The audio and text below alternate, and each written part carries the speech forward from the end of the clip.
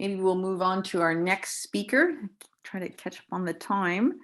So our next speaker is Dr. Benjamin Dunkley, who is a scientist in the Neurosciences and Mental Health Program and Diagnostic Imaging at the Hospital for Sick Children. He's an assistant professor in the medical imaging at the University of Toronto and has been doing a lot of very interesting work in blast injury, which he's going to share with us. Thank you very much, Camilla. Can everyone hear me okay? Yes. Brilliant. Thank you very much. So yeah, I'm going to be talking about an ongoing pilot study between my lab and that of DRDC, some fantastic collaborators of mine, Dr. Sean Rind and Rakesh Jetli. You're going to be hearing more from Sean in the talk after the break, but obviously we're a little bit against it with time, so I'll try and get through it. I'm just recovering from COVID, so hopefully my post-COVID brain is on point this morning. But yeah, it's wonderful to be speaking with you all. We've heard some amazing talks on brain imaging. This study has been looking at repetitive occupational blast exposure in CAF personnel and veterans. We know, from the wars in Afghanistan and Iraq, many personnel coming back with this signature injury, this invisible injury, they termed it of mild traumatic brain injury, and this often results in neurological impairment, neuropsychiatric issues, neurocognitive impairment. But we now increasingly realize as well that even those that, might not necessarily been deployed, but are exposed to occupational, repetitive, low-level subconcussive blast waves presents, a serious risk to military members, particularly those that, might be like breaching personnel, those that use sort of shoulder-fired rocket-type weapons like the Carl Gustav there, or those who use artillery. And they tend, a significant portion of those end up displaying symptomatology consistent with subconcussive neurotrauma, and in the military often called operators. And there was a really quite profound paper that came out a couple of years ago that describes this problem by the Belfer Center think tank, that modern warfare, this use of explosives really destroys brains. This is a cumulative subconcussive issue. So in this pilot study, we assessed the mental health status and structural and functional neural circuits in CAF personnel veterans with a history of occupational blast. So as we heard today a little bit about brain imaging, it's obviously an area that a lot of people are studying. There's many different ways to study brain circuits. In this study, we applied the use of diffusion brain imaging and regular structural MRI and what's known as magnetoencephalography, which is a way of picking up neural activity in the brain. So, this talk is maybe a little bit neurocentric. We heard from Dr. Michaelis that maybe a lot of the work has been neurocentric today, and we need to take a broader picture of the brain. Similarly, we heard that from Dr. Bigler too. But in this case, this is a nice complementary way to look at structural and functional indices. So we looked at MRI and we looked at cortical myelin. So this is the fatty sheaths that surround neurons and help propagate action potentials and electrochemical activity in the brain. And we looked at whether that was spatially concomitant with changes in neural activity or brain waves, is the common term for that. And a specific type of brain wave thought to be related to mTBI, that of delta waves. So these very slow waves, and when we see them in pathology, it's thought to reflect deafferentation and disconnection. So we captured regional myelin content. White matter and myelin is thought to be sensitive to brain injury, and we were pairing that with neuronal activity. And we also looked beyond the regional changes in the brain and to that of networks and connectivity. And for that, we used diffusion tensor imaging that measures the diffusion of water molecules along these axons to build these connectivity maps. So, it's kind of like a beautiful circuit diagram of how information processes around the brain. And paired with that, also another type of MEG analyses where we looked at neural synchrony. So this is a type of functional connectivity. And this measures the electrochemical activity between brain regions. So when these different areas synchronize, that they're talking. And this essentially travels along these axonal pathways that we pick up with DTI. So two complementary ways of combining, functional structural data that give us a really nice insight into brain connectivity. So far, as part of this pilot study, we've recruited 32 CAF personnel and veterans, 16 with exposure to repetitive low-level blasts, often on the range, often using these heavy weapons or explosives, and 16 matched personnel based on age and sex from the CAF who don't get this repetitive exposure to blast waves. We assessed the mental health status, and we captured, 3 big ones: PTSD symptoms, anxiety, and depression, using the quick-fire questionnaires, as well as mTBI symptoms based on the symptom evaluation of the SCAP.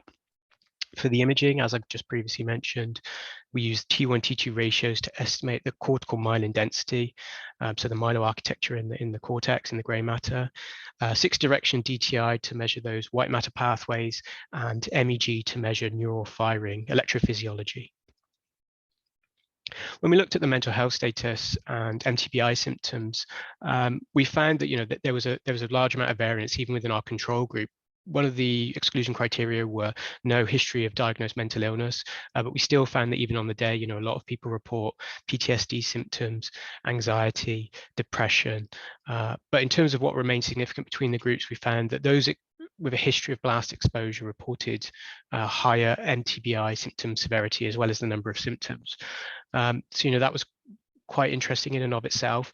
And then we looked at the relationship across our entire cohort between mental health symptoms and mTBI. And as expected, we know that depression, anxiety, PTSD are often comorbid. We found that with increased anxiety, depression, and PTSD symptoms, they were highly correlated with one another. And matching that against the mTBI severity, we found that mTBI severity was most closely associated with PTSD symptoms. And there was a strong correlation there, and we've published previously on CAF personnel with similar symptomatology and similar relation between these two areas. So this was as expected, but was interesting nonetheless. When we looked at our imaging data, and we looked at the cortical myelin density using our T1, T2 ratio maps.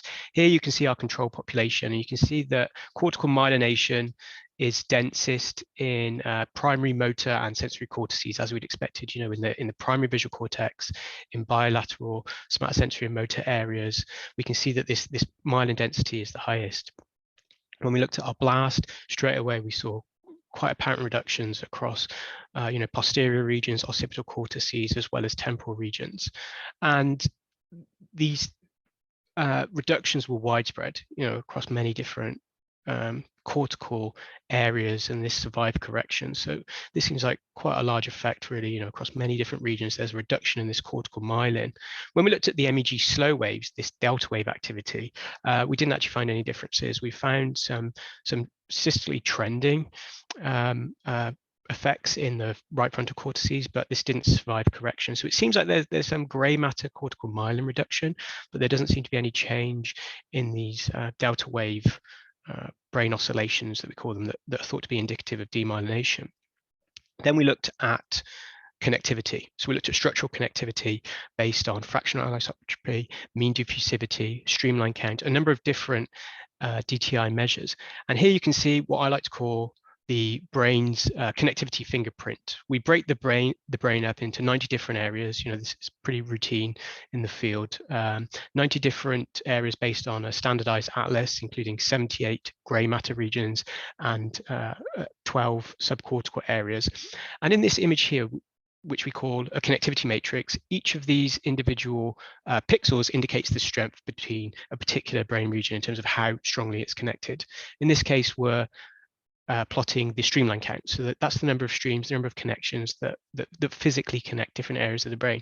And you can see the brain has this nice characteristic architecture, this nice characteristic fingerprint here.